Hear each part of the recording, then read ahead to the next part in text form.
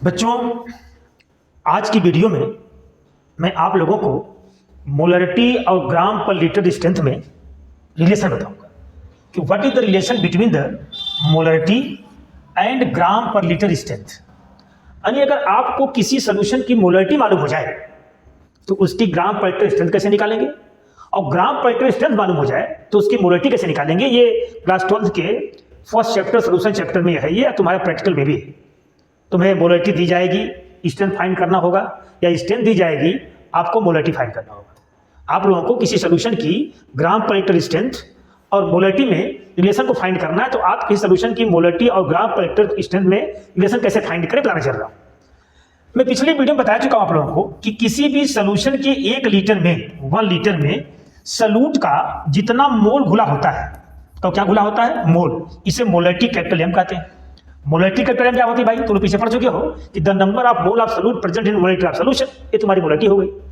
अब ग्राम per litre strength क्या होती है, इधर सभी देख लो। मान लो 1 लीटर सॉल्यूशन है, ये 1 लीटर सॉल्यूशन में सॉल्यूट के जितने ग्राम घुले होते हैं, बोलो क्या घुले होते हैं? ग्राम। उसे कहते हैं ग्राम पर लीटर स्ट्रेंथ।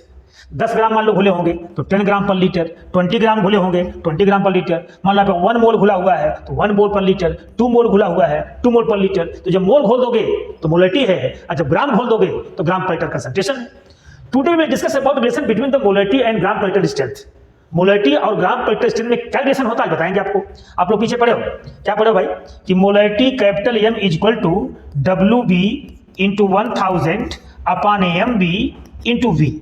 अब बताओ कि यहाँ पे डब्ल्यू बी, सभी ध्यान देना यहाँ पे कि यहाँ पे W B upon M B क्या हो गया? मोल।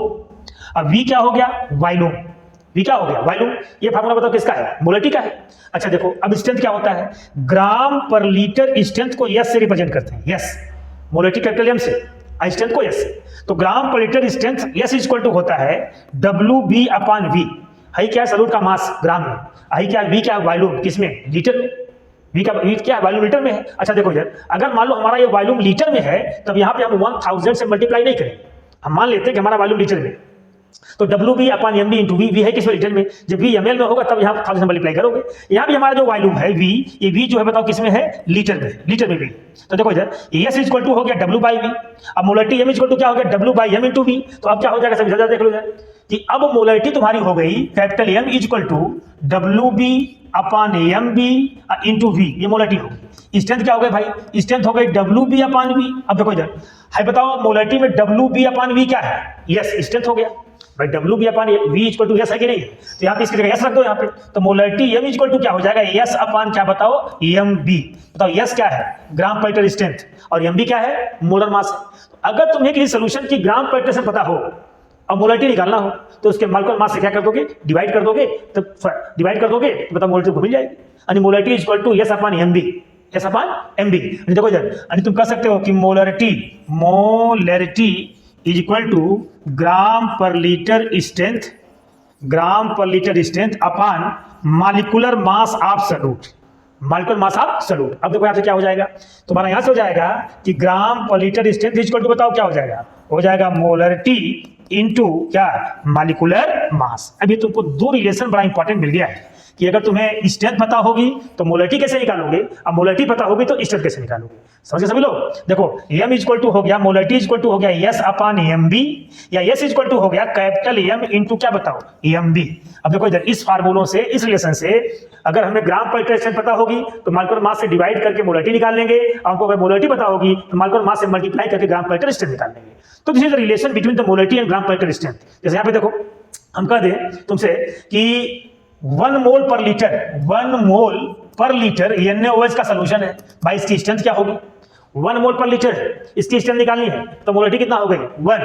NaOH का मॉलिक्यूलर मास कितना होता है? 40। तो क्या कर दोगे बताओ? ये हो जाएगा तुम्हारा 1, ये कितना हो गया? 40। तो कितना आ गया? ये आ गया 40 ग्राम पर लीटर। तो तुम कहो 40 ग्राम पर लीटर, चाहे कहो 1 मोल पर लीटर, दोनों बात एक ही है। या तो कहो 1 मोल पर लीटर, या कहो 40 ग्राम पर लीटर। जब देखो हम कहते हैं कि इसी NaOH की स्ट्रेंथ जो है 80 ग्राम पर लीटर है। 80 ग्राम पर लीटर है। मान लो NaOH की स्ट्रेंथ मान लो 80 ग्राम पर लीटर है। अब तुमसे कहें बेटा इसकी मोलरिटी बता दो क्या होगी? तो देखो ये तुम्हारी स्ट्रेंथ कितना हो गई? 80, और बताओ इसका मॉलिक्यूलर मास कितना होता है? 40, बट मोलरिटी 2m, 2 मोल पर लीटर।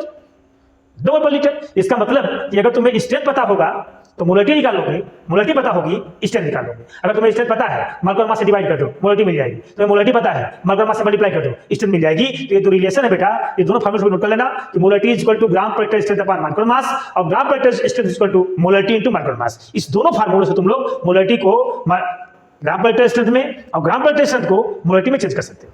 Thank you.